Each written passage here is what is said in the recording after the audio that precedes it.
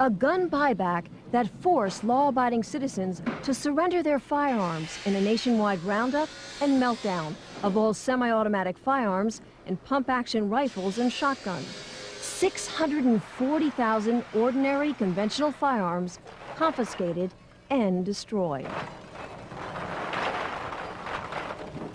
It was an absolute joke and a tragedy. I actually turned in 3 firearms, and it broke my heart. I mean, it was 40 years of collecting, and I can't say it any other way than that. I felt sick. I had to hand them in, because if I didn't, I was going to jail. There's no ifs or buts about that. By taking that gun away from me, they've stolen something from me.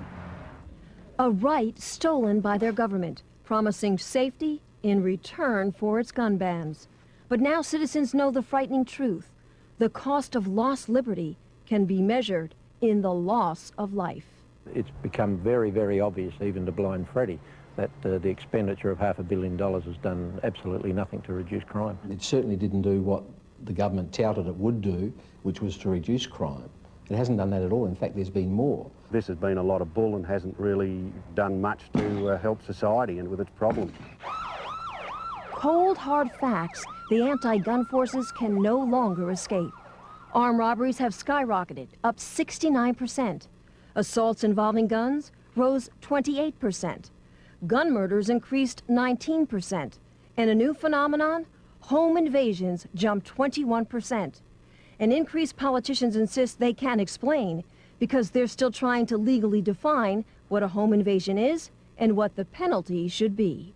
Part of the difficulty is that there is no clear definition of home invasion in the law. Never cease to be amazed at the ingenuity of lawyers. If the politicians want a pay rise, boom, that's done in 20 minutes. But to define home invasion, what a joke. I have no trouble at all in defining what a home invasion is. I think if someone sets their foot inside your door uninvited, they are invading your home and your privacy. And victims who have survived home invasions don't need a definition. They've lived through hours of terror. Arthur Field was tied up, his hands and feet taped, his phone lines cut, while 2 robbers ransacked his house. And they jumped on me and knelt on my chest and grabbed me around the throat because I immediately started calling out, help. I don't know how many men, they start smashing the windows. There was a lot of glass shattering, a lot of noise outside, and I stood in the kitchen, I was trembling. The Zawadzkis remember thugs running through their home, demanding money and threatening to kill them.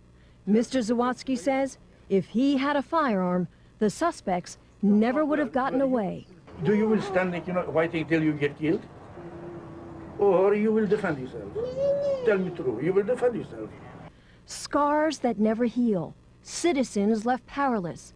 But it's criminals who have been empowered and emboldened by the new gun laws because the innocent can't fight back. What's happening today is that the offender, the bad guys, are happy to break into somebody's house. They're not frightened to break into somebody's house while they're at home.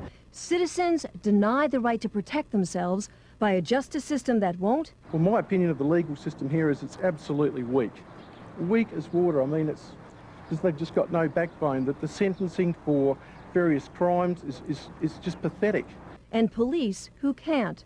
They're undermanned and morale has never been lower.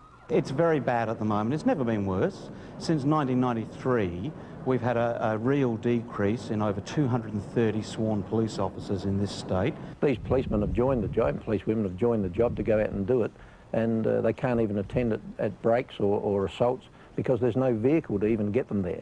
I mean, that's just absolutely ridiculous. Gun laws that have backfired.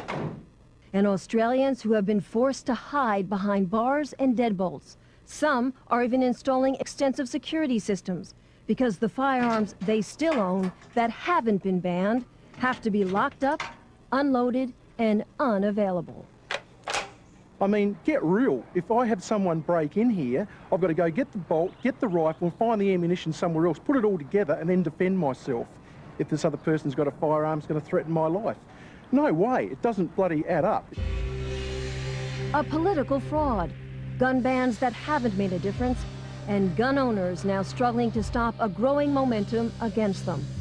The people pushing the removal of guns from the Australian society are already saying that's only the first step, publicly, that's only the first step. Now we want the handguns, we want every other firearm. They're warning to Americans, don't think it can't happen to you. It can, and it already is. Unless you, as a firearms owner, get off your butt now and start to oppose those that want to take them off of you right here and now, I would say that within 5 to 10 years, the restrictions on gun owners in America will be similar to what happens in Australia. Don't trust your politicians. Get in there, keep on their backs. Be a member of the NRA, be a member of your local gun club. Be part of the NRA and never, ever, ever give up your freedoms, because that's, in the end, that's all you've got. If you think you have rights, tomorrow the government can take them away from you. I think the Americans have to be very, very careful, because, you know, their rights will be quickly eroded, as ours have, and we don't have a chance in hell of getting those rights back.